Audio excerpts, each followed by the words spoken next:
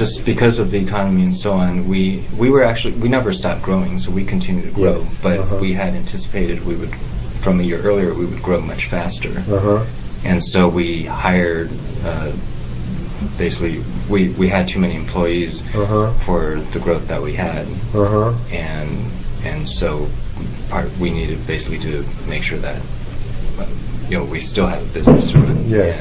And we needed to make sure that we didn't run out of oxygen or cash, and so I had to lay off employees. But we wanted to do it proactively, so that for 2009 we would have a really good year. And so we took the hit in 2008, but in 2009 and even now we continue to grow. Our 2010 Q1 was up almost 50%. Yes.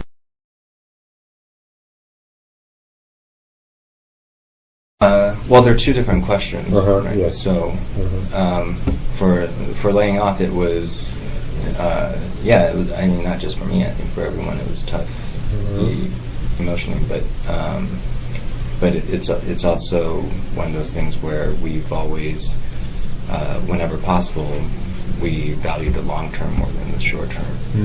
And so we knew it was the right decision for the company in the long term. For Amazon specifically, I think it would have been different if it was like their other acquisitions, but they've left us independent.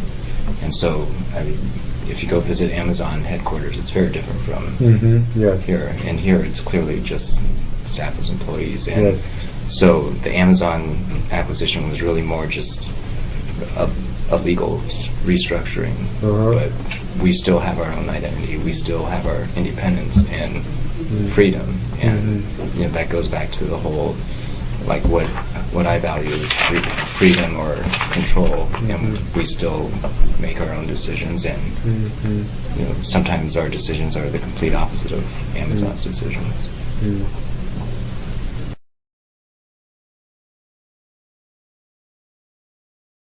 Really focus on company culture should be the most important thing. A lot of businesses, when to make employees happy, they just give them more money, and then if they do a really good job, give them even more money. And then the assumption there is that money equals happiness, when we don't do that here. We really focus on other things, and the research has shown the amount of money an employee gets is number 4 or number 5 on the list of things that matter to them in terms of making them happy in the workplace. And much more important is their relationship with their direct manager, or whether they have a best friend at work, or number of friends that they have at work, whether they feel like they're learning or growing. And all of those things most companies don't focus on, even though you look at the research and everyone, it's pretty consistent.